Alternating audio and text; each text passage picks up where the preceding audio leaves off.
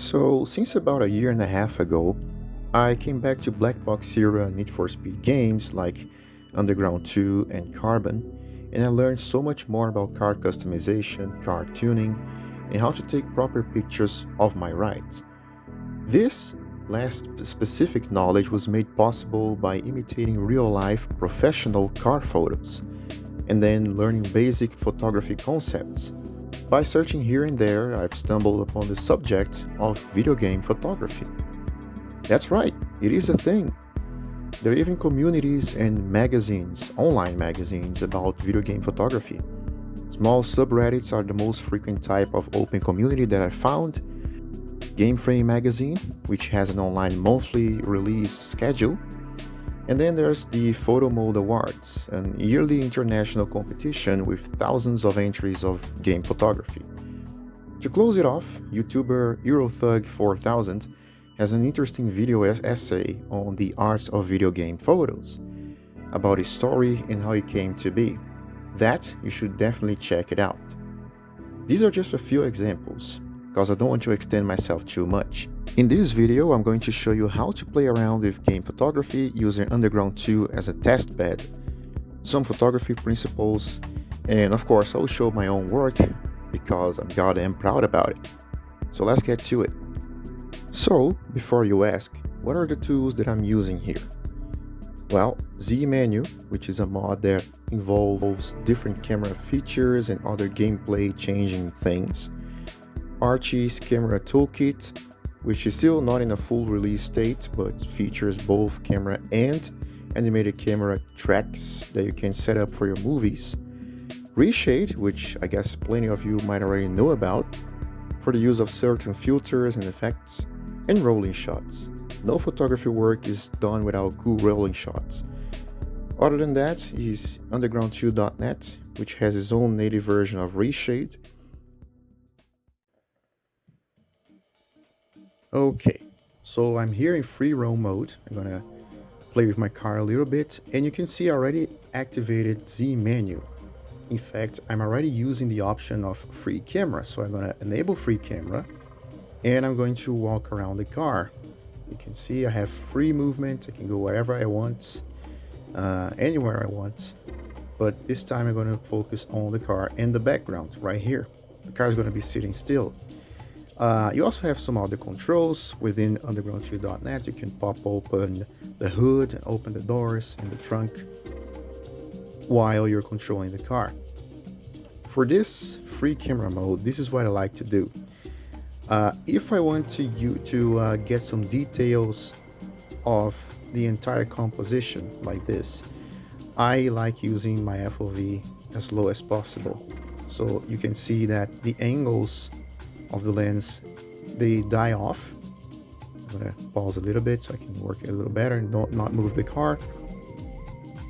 You can get a flatter detail of the car like this. So it looks a little bit more realistic to what we usually see in car photography, which is this flatter type of FOV instead of something more curved. So if I want to use this setup, it is for getting full details of the car and the background. You can see the less FOV I use, the closer I get to the car, but the background also grows up. It gets closer to the camera. If I push it away, this is what happens. For a higher amount of FOV, I prefer to use it for close-up details of the car, where I can get many details at the same time. So a close-up of the wheels, like in here, the bumper, the headlights, the wheels. I can do like this, like a Midnight Club 3 Dub Edition game cover. This is the effect that they use when I want some cool angles like this, right? And there's another cool effect that you can use with ZMenu. There is the gravity option. So you go to vehicle options, you have all these options of performance like nitrous, infinite nitrous, a higher amount of turbo power, braking power, and my favorite, which is the gravity modifier. Now, this is how it works. You just set a number, turn it up, turn it on, and as soon as you move the car, it lowers the car. See? You want a car lower, it lowers the car. Of course, each vehicle has its own limit of lowering. Like it looks like the suspension is being lowered, but it's the car that's being pushed to the ground, obviously. And now the second option is this camera toolkit by Archie. It's not in full release state. I guess it's still being improved, or it's still going to be released someday, but this is an early stage of development. So let's see what this can offer. So in here you have almost the same options as ZMenu in terms of camera positioning and functionality. You have look at car, which follows the movement of the car like this. So it simply follows the car around, which is good. Then you have look at attached to car, which follows the car but statically like this. And again, my favorite is free mode. So free movement, you can go, oh, the L key is a little bugged here, sorry for that, but you can move it around just like in ZMenu. Okay, almost the same thing, pretty much the same thing. But my favorite feature of this mod is this tracks. Now, I was working here before, so I'm going to clear this up, start a new track. So what is a track? A track is basically a sequence of points, of positions for camera movement. Yes, you're going to set points across different camera positionings in the world, and then when you play the track, it creates an animation effect. So let me just create a track real quick here. It's on free mode. Okay, let's add a note. This right here behind the menu is the initial camera shot, initial position. Now I'm going to move it to a different direction. I'm going to move it right here. Oh, stop. There you go. I'm going to move it right here like this and add a second note. So here's what happens. I'm going to go back to the first one and I'm going to play. You'll see what happens. Ready? There you go. It makes a movement from point to point. So you can basically create an entire film or a showcase of your car and record it and create like a GIF or a video. Now this right here is ReShade.